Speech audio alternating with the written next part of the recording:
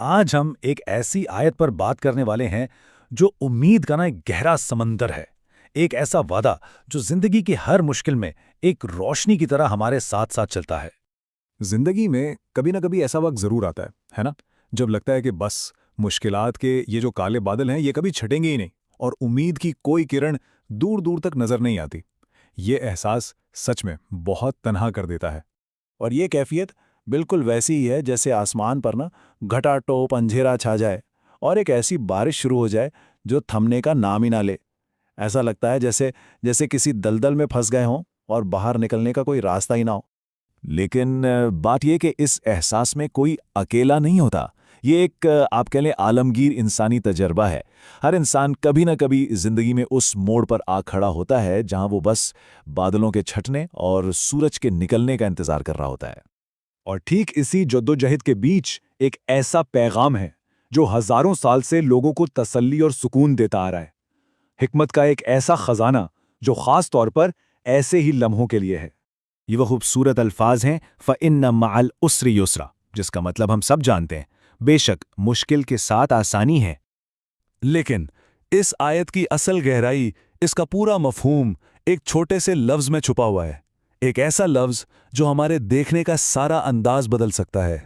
دیکھیے، ہم اکثر یہ سوچتے ہیں کہ آسانی مشکل ختم ہونے کے بعد آئے گی، ہے نا؟ کہ پہلے طوفان تھمے گا پھر جا کے سکون ملے گا۔ لیکن قرآن کا پیغام اس سے کہیں زیادہ گہرا ہے۔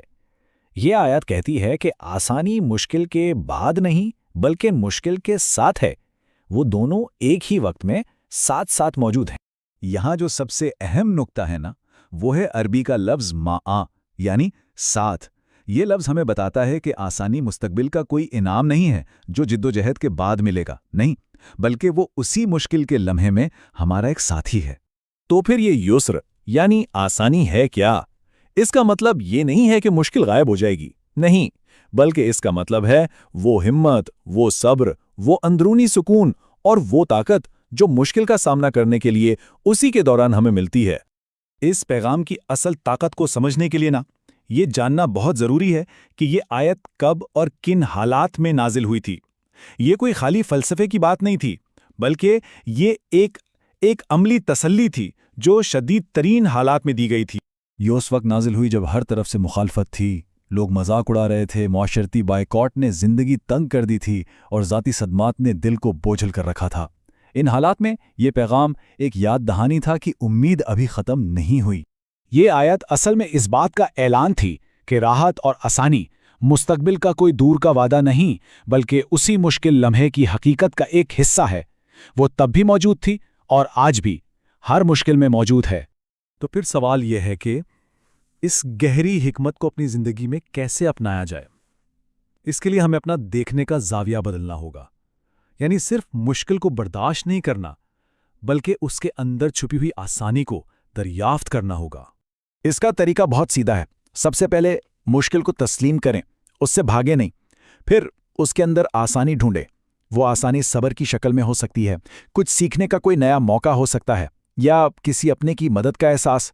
اور جب ہم ایسا کرتے ہیں تو مشکل ایک دیوار نہیں رہتی بلکہ ایک ایسا راستہ بن جاتی ہے جس کے اندر ہی منزل چھپی ہوتی ہے۔